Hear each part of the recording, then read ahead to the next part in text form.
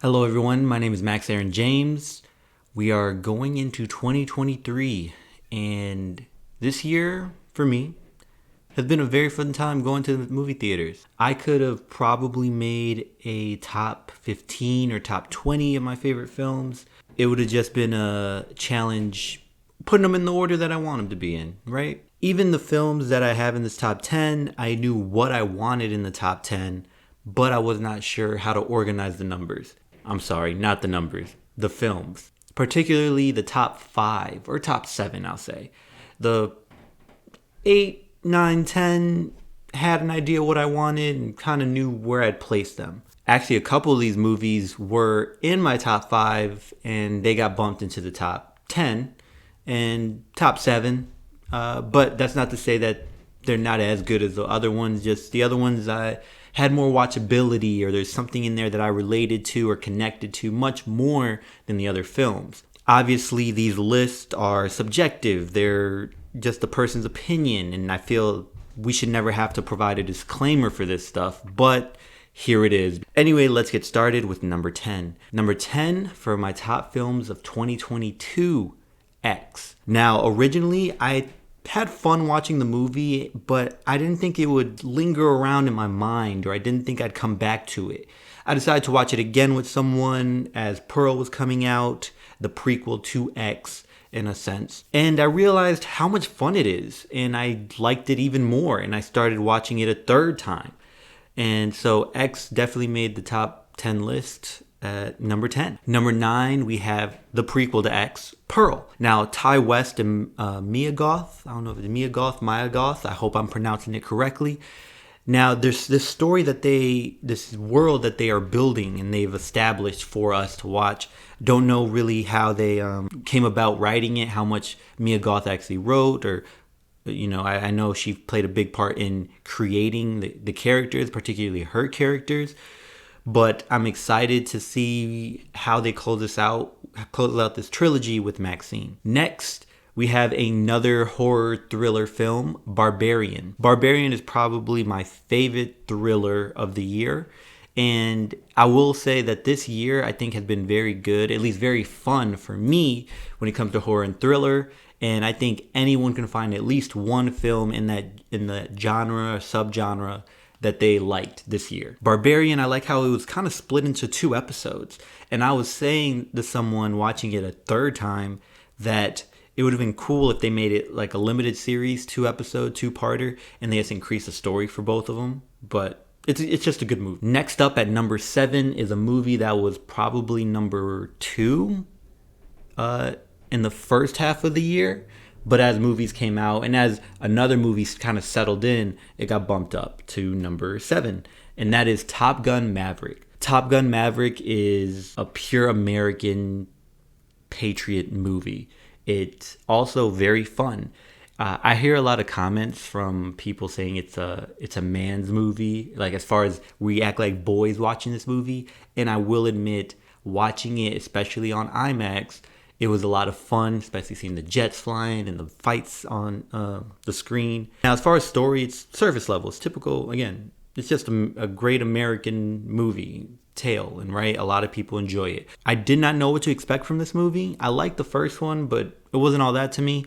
And this one definitely was probably worth the wait as far as the technology and what they were able to film and shoot and the actors they were able to get, even though some of the actors didn't really have big parts that I wanted to see have big parts. Next up at number 6 is a movie that could have been number 5, could have been number 6, but I had very minor issues with the stitching of the story, piecing it all together. And that is Jordan Peele's Nope. Now, Nope, Daniel Kaluuya is probably one of the best face actors currently, and Keke Palmer is just amazing.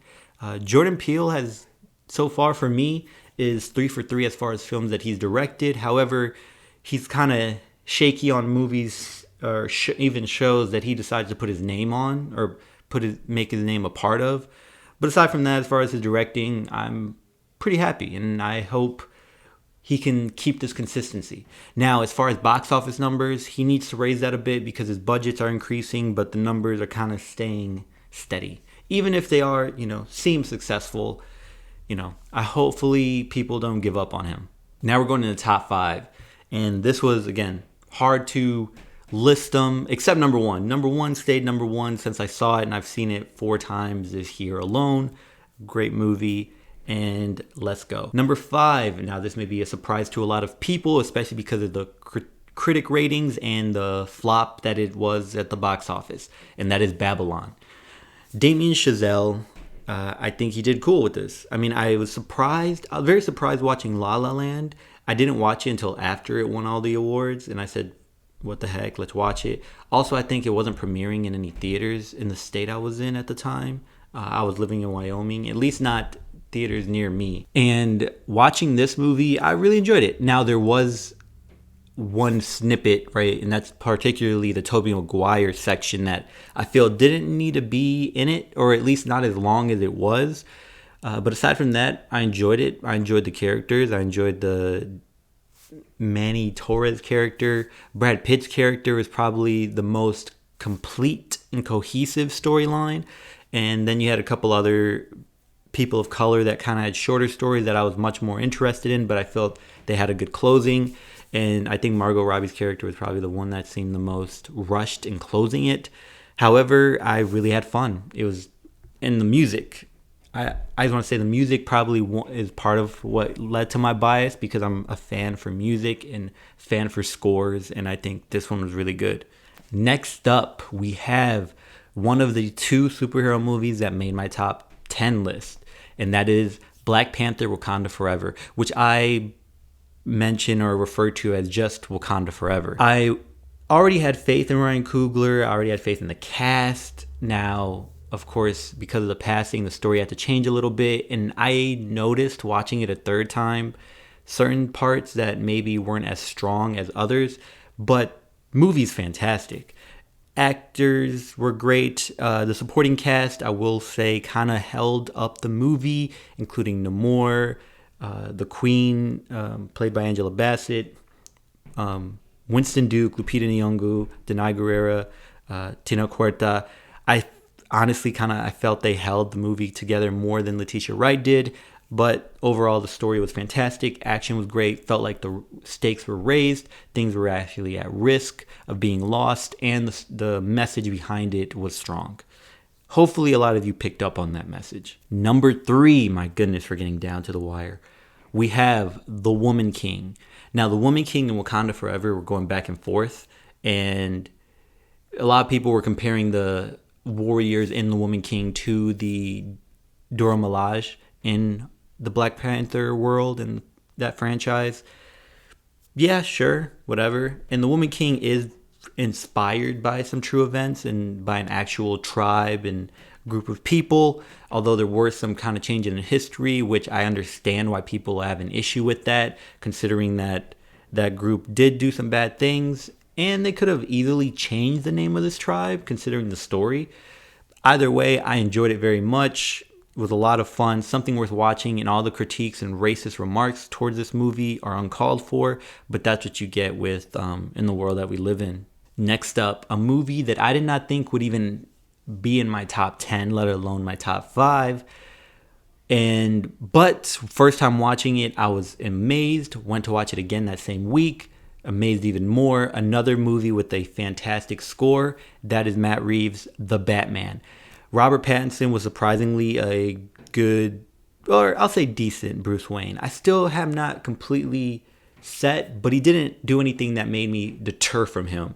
Movie overall was great. Batman was greatly presented. He was actually a detective in this movie, what he is supposed to be. He's not actually a superhero. And the Riddler was presented very well and felt very modern and related to a lot of how certain people are in this world and today. Hopefully James Gunn doesn't completely wipe that story out the way, because I hope Matt Reeves can give us a sequel, at least a sequel.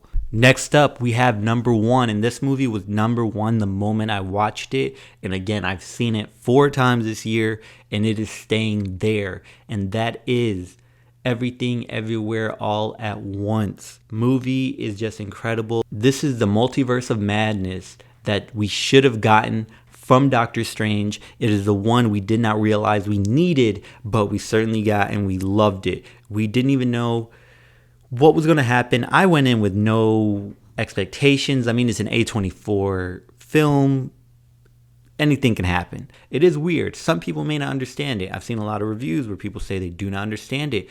I've seen some reviews that say they turned their head for a second, went to the bathroom for a minute, came back, and they were completely lost. And I totally get that. Especially in the middle, you have to pay attention. That's it. That's all I got from my top 10. I mean, this is supposed to be like reviews of each film, although I gave kind of tidbit of opinions on them. But I'm just trying to give you my top 10 films of 2022, and hopefully, your list is similar to mine, just because I think I have pretty good movie taste. I know Babylon might kind of steer you away from my opinions, but I think that movie looked good and had great music, and that's my bias, and that's fine. Anyway, I wonder what you guys think. I mean, what's your list? What movies really impacted you and you connected to?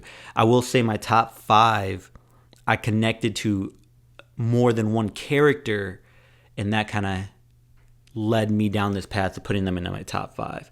I either connected with them or understood their motives much more and felt that I'd either be a friend with them, right? I'd be friends with them, I'd connect with them a little more, or I'd be willing to be in that world. And I was interested in being in that world much more in the other worlds, especially in the thrillers. Horror films. I'm not going to be in that world. I'm good on that. Anyway, till next time, y'all take care of each other. Check up on one another. Check up on yourself. And remember, potential has no limit. And I'm out.